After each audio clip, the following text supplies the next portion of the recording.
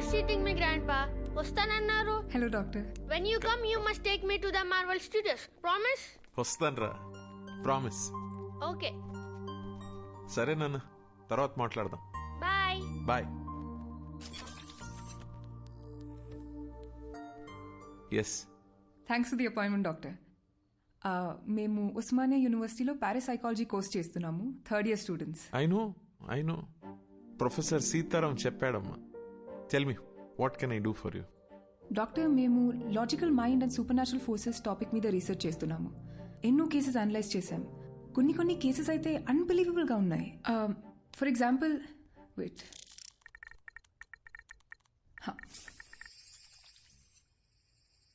2011లో ఢిల్లీలో పుట్టి పెరిగిన మనీషా అనే ఒక 4 ఏళ్ల పాప, నా పేరు సుమన్ అని, రాజస్థాన్లో మా ఇల్లు ఉందని చెప్పి వాళ్ళ పేరెంట్స్ని కరెక్ట్గా గుర్తుపట్టింది.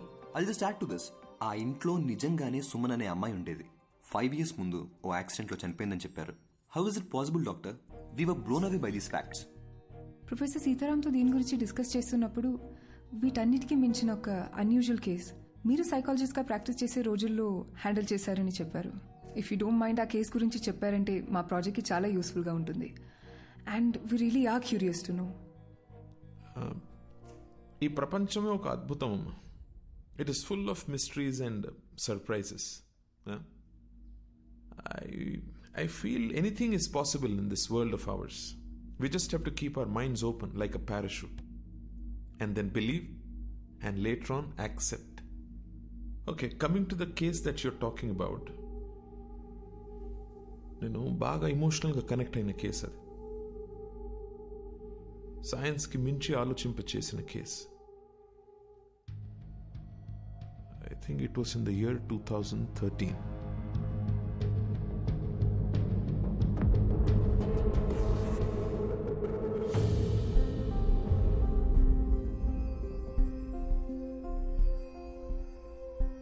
మేము స్మైల్ ఫౌండేషన్ నుంచి వచ్చాం. బస్తీలో పిల్లలకి ఫ్రీగా స్కూల్ బ్యాగ్స్ ఇస్తున్నాం ఆంటీ. చాలా సంతోషం అమ్మా. High five. Good high five. Hi bye. Hi. Hi అక్క. How old are you? 10 ఏళ్ళు. అక్క నాకు బ్యాగ్ ఇస్తావా? ఇస్తా గానీ ఈ రోజు నువ్వు స్కూల్ కి పోలేదా? లేదక్క, నేను స్కూల్ కి వెళ్ళట్లేదు. ఇళ్లల్లో పనికి వెళ్తున్నాను. పనికి వెళ్తున్నావా? అవునక్క, నేను చదువుకోవట్లేదు. కానీ నాకు బ్యాగ్ వేసుకొని వెళ్ళడం చాలా ఇష్టం అక్క. కనీసం పనికైనా బ్యాగ్ వేసుకొని వెళ్తాను. ప్లీజ్ అక్క, నాకు కూడా బ్యాగ్ ఇస్తావా? థ్యాంక్స్ అక్క.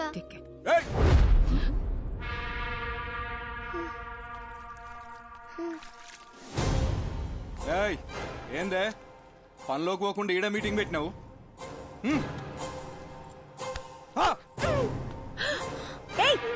నువ్వు అసలు మనిషివేనా? చిన్న పిల్లని కొడతావేంటి?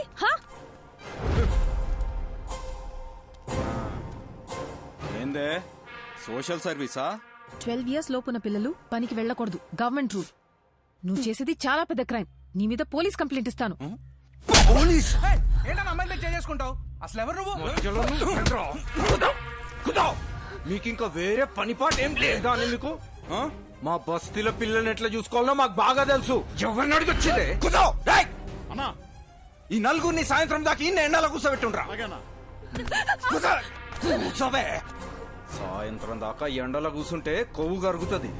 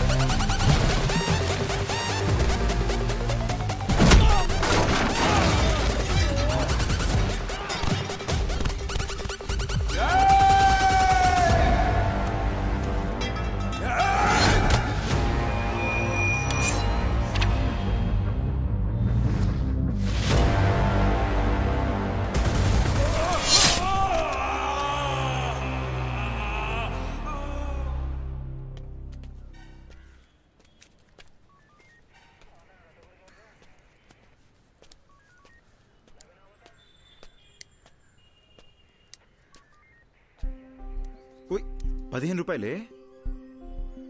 అసలు నేను ఎవడ్రమన్నారా? నన్న రౌడీవా? ఓ గొడవ పడకుండా ఉండలేవా? అర్థమైంది. ఓకే ఇదెక్కడ న్యాయమే? నీకు ప్రాబ్లం అనేగానే వచ్చాను. నేను అడిగానా? నేను చూసుకోగలను. ఇంకాసేపు ఆగి ఉంటే మేమే ప్రాబ్లం సాల్వ్ చేసుకుని వచ్చేసేవాళ్ళం. ఇప్పుడు చూడు, పోలీస్ స్టేషన్ వరకు రావాల్సి వచ్చింది. ఏయ్, నీకేమన్నా పిచ్చా? నడిరోడ్లో ఎవడో తన ఉద్దేశం ఏంటంటే కొత్తగా పెళ్ళయింది, మొన్న మధ్య ఇల్లు మారారు, ఈ టైంలో ఈ గొడవలు అవి ఎందుకు అని. నువ్వు ముయ్. మ్. ఫోన్ చేసి నేను మర్చిపోక. మ్. బటర్ఫ్లై, ఇది నీతో కష్టం రా. సారీ. ఓకే. చూడు butterfly, you are the best thing to happen to me. నీకెప్పుడు ఏ కష్టం వచ్చినా నేను ఇలాగే రియాక్ట్ అవుతాను. Because I love you. నీ మీద ఒకడు చెయ్యేసాడని తెలిసి వాడిని చంపకుండా కొట్టొదిలేసానని హ్యాపీ ఫీల్ అవ్వాలి. ఓకేనా? రే బావా నాకు చాలా పనులు ఉన్నాయి, నైట్ లేట్ అవుద్ది, నువ్వు ఇంట్లో దింపే. సరే. Take care of.